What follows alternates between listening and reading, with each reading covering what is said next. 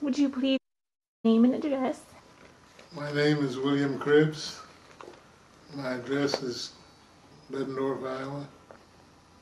Would you please state your date and place of birth? My date of birth, October 11th, 1927. Oh, well, happy belated birthday. Thank you. Yeah, and where were you born? I was born in a little town called Linwood, Iowa. You know where Linwood is? I am not familiar with it. Where is it? It's about 9 miles west of Davenport. Oh, so it's kind of close to here then. Yeah. My dad came here in 1922 to help build the Dewey Portland cement plant, which is Marietta now. And later on, I came along. And did you grow up there, or did you? I grew up till I was 10 years old at Linwood. Okay. Then we moved to Davenport. Yeah. Then I stayed in Davenport until my other adventures happened. There you go. Went to school at Davenport High, Oh, which is central now. and what was the highest education that you had? I finished there, and I went freshman year at University of Iowa. Okay. In the next 3 years, I went to University of Northern Iowa. So bachelor's. Yes. When did you first become aware of prejudice? When I first became aware was when I was in high school, when we went to go into an ice cream store, and they would serve us the ice cream, but we had to go outside to eat it. When was that? Was it 1943. okay during the 40s? What was your first impression of people of other color than yourself? Didn't have any feelings one way or the other because That's interesting. played football with them, played basketball with them, out for track, had some good friends that were of the Caucasian race. So I didn't really have any feelings until I was denied. Then when I was denied, I didn't have any feelings against my friends. It was just those that denied me. We couldn't go to the Y and swim, Then we got so we could go 1 day a week. And as soon as we could go 1 day a week, that was on a Thursday. And as soon as we got through, they'd drain the pool and refill it. Oh, weird. Well, that was before your time. That was, you probably wasn't even born yet. 80s. So yes, I missed it, but I did not know that they did that though. That's really interesting. Yeah, they drained the pool. They had another club, a swimming pool called the Lindahan. We couldn't go to that either because every time we tried to go, they'd say, "Take your shoes off, let's see your feet." They say you got athlete's feet, Oh dear. And so we couldn't go in. Huh. And were those the only places then, like the pool and the ice cream parlor, or did you have other experiences like that? All kind of places downtown that you couldn't go and eat, When even Hickey Brothers had a lunch counter, and you couldn't go down to the lunch counter and eat.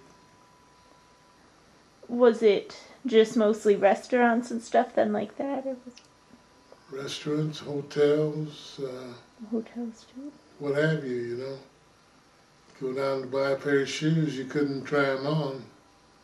You had to just give your size, And if they didn't fit, then you were SOL. You're out of luck, yeah. When did you become involved in the civil rights movement? Like how old were you and...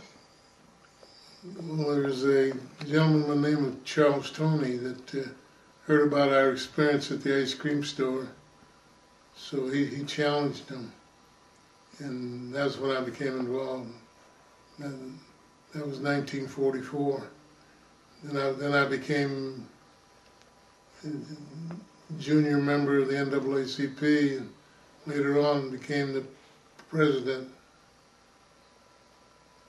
Can you tell me a little bit about your experience with the NAACP before you became president? Like what kind of stuff you did? Well, mostly mostly recruiting members was one of the big jobs, because everybody wasn't aware that that discrimination was so pertinent. And once we got started, then there was all kind of projects. Housing was the main thing, because at one time in Davenport, the housing went from A Street to 12th Street, Mm-hmm. and from Harrison Street over to Gaines Street, and they kept all the black folk in that little area. And so is that where you went mostly to recruit your members and stuff? That's where we To went do to your recruit work. them. But we had some Caucasian members that were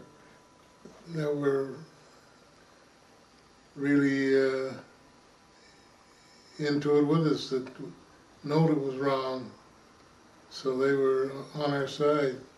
That's very cool. Mm-hmm. And after you recruited the members, what kind of things did you do for the NAACP? After recruiting, we'd have meetings and discuss things and strategize to how we were going to react to certain things, and how we would want to protest things that weren't right. And how did you become president?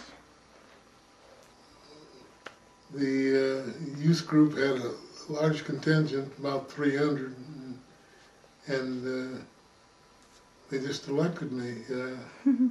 I was elected as president, and then later on, after I outgrew the youth group, and I became president of the big branch. You know, we did a lot of things that marches and a lot of talks, a lot of speeches to try to change people's minds. Was it you guys that would do the speeches and stuff then, or would you bring in a speaker? We'd bring in speakers and we would do some of it ourselves, yeah. Good. Yeah. I remember one experience I had at a church in the neighborhood that I was told that if I did go there to speak, I wouldn't get out alive. But I went anyway, and nothing happened. Did you find that threats like that were more often than not carried out, or were they more just idle threats where they said Idle it? threats, yeah. I wish I'd have saved some of that stuff that I used to get. Oh. Used to get letters and everything that Yeah. threatening my life, you know. Yeah, I think there's one picture in here that shows when our office was at 601 Harrison. Oh yeah. Yeah, here's where they shot out the windows, and I'm pointing to a bullet hole up there where above Martin Luther King's head. You know, that's where they fired a shot. And talking about memberships, when I was with the NAACP, the Catholic Interracial Council gave me an award, and then there I was speaker on the stand here, giving one of my speaking engagements. So it was the office you said that they shot a hole into the windows? We never did find out who shot the holes, Oh. but the holes were shot in there as a warning to us to slow down, you know, trying to go too fast. Yeah. Like we had to wait for a certain time for us to do something. So that's when you became involved with the civil rights movement, was when you got into the NAACP and stuff like that. Right,